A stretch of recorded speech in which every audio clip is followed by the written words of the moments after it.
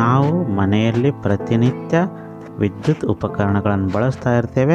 ಎಲೆಕ್ಟ್ರಿಷಿಯನ್ಗಳು ಮುಖ್ಯವಾಗಿ ಪ್ರತಿಯೊಂದು ಮನೆಯಲ್ಲೂ ಕೂಡ MCBಗಳನ್ನು ಫಿಟ್ ಮಾಡಿರ್ತಾರೆ. MCB ಅಂದರೆ ಮಿನಿಯೇಚರ್ ಸರ್ಕ್ಯೂಟ್ ಬ್ರೇಕರ್.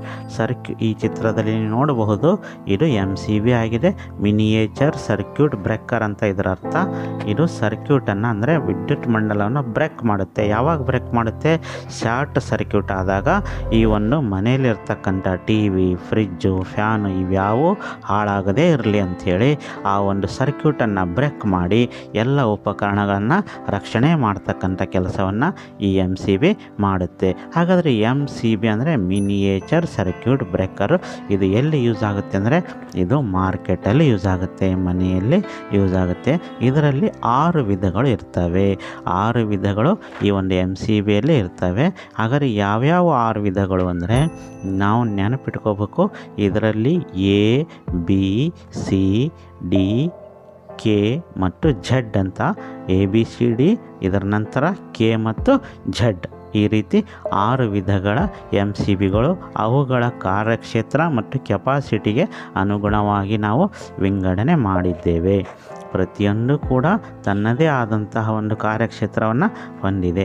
ಹಾಗಾದರೆ ಯಾವ MCBಗಳು ಎಲ್ಲಿ ಉಪಯೋಗ ಆಗುತ್ತೆ ಅಂದರೆ, ನಾವು ಈ ಒಂದು ಪ್ರತಿನಿತ್ಯ ಬಳಸ್ತಕ್ಕಂಥ TV, ಈ ಒಂದು ಕಂಪ್ಯೂಟರ್ಗಳು, ಲ್ಯಾಪ್ಟಾಪ್ಗಳು ಇವುಗಳು ಸೇಫಾಗಿ ಇರಬೇಕು ಅಂದರೆ ನಾವು ಬಳಸ್ತಕ್ಕಂತಹ MCBಗಳು ಯಾವುವು ಅಂದರೆ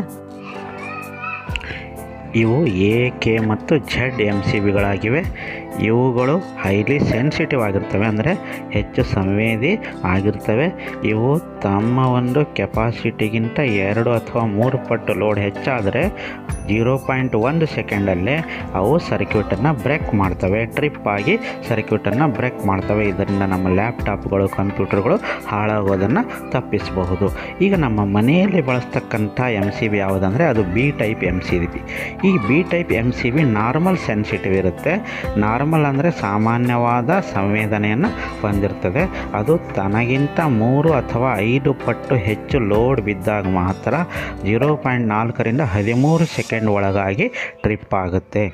ಅಂದರೆ ಇದರ ನಂತರ ಬರ್ತಕ್ಕಂಥದ್ದು C ಟೈಪ್ MCB. ಸಾಮಾನ್ಯವಾಗಿ ಮೋಟ್ರ್ಗಳು ಒಂದು ಕಾಯಿಲು ಹಾಳಾಗಬಾರ್ದು ಅಂತ ಇದನ್ನು ಬಳಸ್ತಾರೆ. ಇದು ಲೋ ಸೆನ್ಸಿಟಿವ್ ಆಗಿರುತ್ತೆ. ತನಗಿಂತ 5ರಿಂದ 10 ಪಟ್ಟು ಹೆಚ್ಚು ಲೋಡ್ ಬಿದ್ದಾಗ ಮಾತ್ರ ಇದು ಟ್ರಿಪ್ ಆಗುತ್ತೆ. ನಂತರ ಬರ್ತಕ್ಕಂಥದ್ದು D ಟೈಪ್ MCB.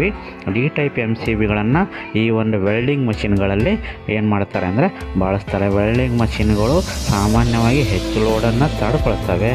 ಈ ಒಂದು 10ರಿಂದ 20 ಪಟ್ಟು ಹೆಚ್ಚು ಲೋಡ್ ಆದರೆ ಮಾತ್ರ ಇವು ಟ್ರಿಪ್ ಆಗ್ತವೆ. ಅದರ ಮೂಲಕ ಇಡೀ ಆ ಒಂದು ವೆಲ್ಡಿಂಗ್ ಶಾಪ್ನ ವೈರಿಂಗನ್ನು ರಕ್ಷಣೆ ಮಾಡ್ತವೆ ಅಂತ ನಾವು ಇದರಿಂದ ತಿಳಿಯಬಹುದು.